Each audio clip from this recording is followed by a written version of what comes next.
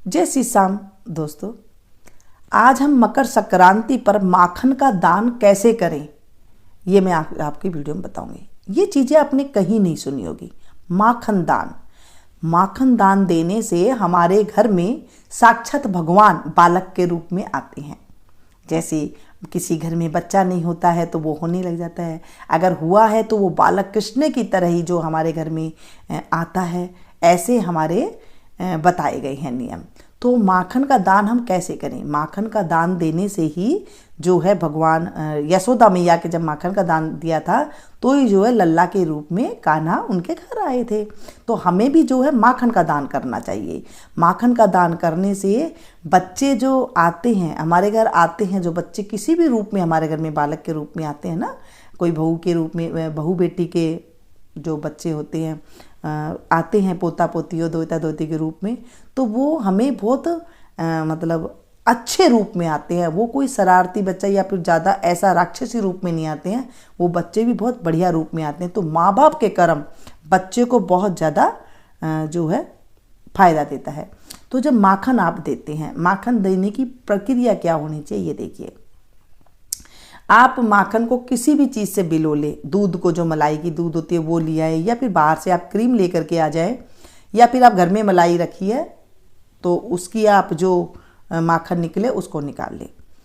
अब आपको ये नहीं देखना है कि इसमें माखन कितना निकला है। गांव में है तो गांव में तो देखिए गाय वगैरह बहुत होती है, तो वहाँ पर एक दिन का आपको दूध ले लेना है, बिलो करके छोड़ देना है। मशीन से बिलोते हैं तो उसे आपको बिलोना करके छोड़ देना है।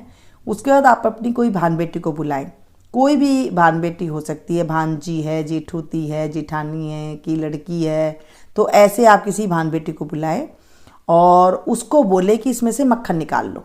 नेक होती है ये, तो आप उसमें से वो मक्खन निकाल लेगी, कितना ही मक्खन हो, और आपको उसे बर्तन में, एक बर्तन में दे देना है, बोला आप इसे निकाल लो, और निकाल करके वो अपने घर लेके जाएगी इसे।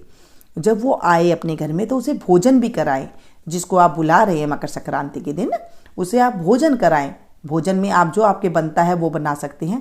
कई घरों में दाल चूरमा बनता है, कई घरों में पकोड़ा वगैरह बनते हैं, कई घरों में पूरी सब्जी बनती है। तो जैसे आपके घर में बनता है ना, आप वही उसी हिसाब से आप बना सकते हैं।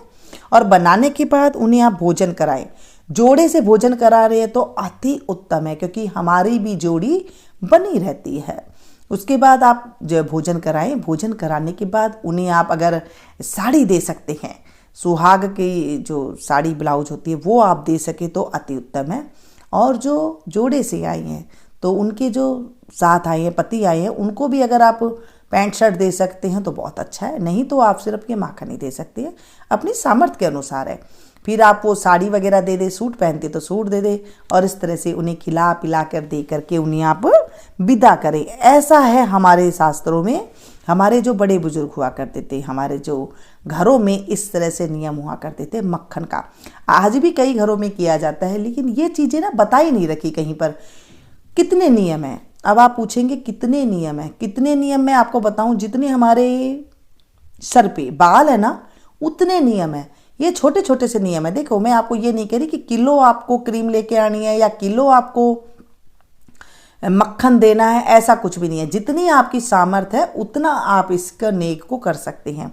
इस नेक को करने से आपके घर में कान्हे के रूप में, भगवान के रूप में जो बच्चा आता है वो घर में तरक्की भी करता है। क्योंकि मात यशोदा ने जब दान दिया तो आप देखिए कितना अच्छा उन्हें पुत्र मिला।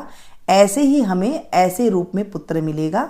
और अगर बच्चा कर्कश है, मान लीजिए बच्चे का स्वभाव कर्कश है, बच्चा है, तो उसके स्वभाव में सौम्यता आएगी, मतलब उसका स्वभाव भी जो है मक्खन जैसा बनेगा। ऐसे हमें बताया गया था। तो हमने जैसे किया, मैं आपके साथ वही शेयर कर रही थी कि दूसरी कोई बात मैं आपको नहीं बताऊंगी। जितनी आपकी सामर्थ्य है उतना आप दे।